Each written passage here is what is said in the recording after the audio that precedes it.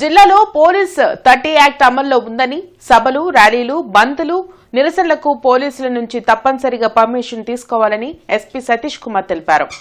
శాంతి భద్రతల పరిరక్షణలో భాగంగా ప్రతి ఒక్కరూ ఈ నిబంధనలను పాటించాలన్నారు. చట్ట వ్యతిరేక కార్యకలాపాలకు ఎవరు పాల్పడినా కఠిన చర్యలు తప్పవని ఎస్పీ హెచ్చరించారు.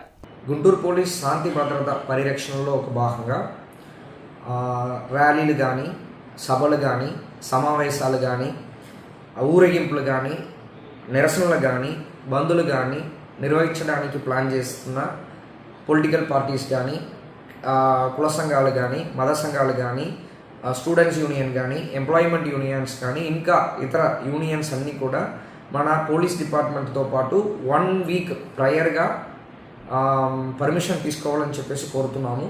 సో ఈ పర్మిషన్ తీసుకున్న సమయంలో మనం మీరు ఒక ప్రొఫార్మా నింపి ఇవ్వాల్సినదిగా కోరుకుంటున్నాము. ఆ ప్రొఫార్మాలో ఆర్గనైజర్ ఎవరు ఉన్నారో వాళ్ళ డీటెయిల్స్ ఉండాలి, వాళ్ళు ఆధార్ కార్డు కూడా సబ్మిట్ చేయాలి.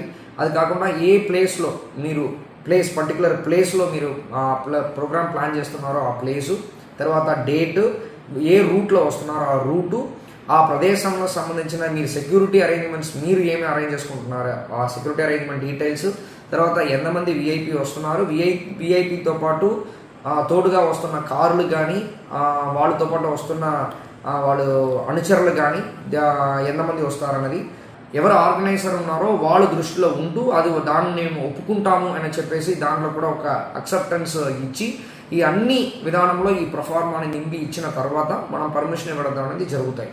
సో ఇది మన మెయిన్ ఎయిమ్ ఏంటంటే మన గుంటూరు జిల్లాలో శాంతి భద్రత పరిరక్షణలో ఎలాంటి ఇబ్బందులు కలగకుండా, సామాన్య ప్రజలు ఎలాంటి ఇబ్బంది పడకుండా ట్రాఫిక్ పరంగా కానీ, శాంతి భద్రతా పరంగా కానీ ఉండాల్సినగా మనం అనుకుని ఇలాంటి ఒక మంచి స్టాండర్డ్ ఆపరేటింగ్ ప్రొసీజర్ని మనం ఇంప్లిమెంట్ చేయబోతున్నాము. దీన్ని అందరూ కూడా ప్రజలందరూ సపోర్ట్ ఇవ్వాల్సినగా కోరుకుంటున్నాం.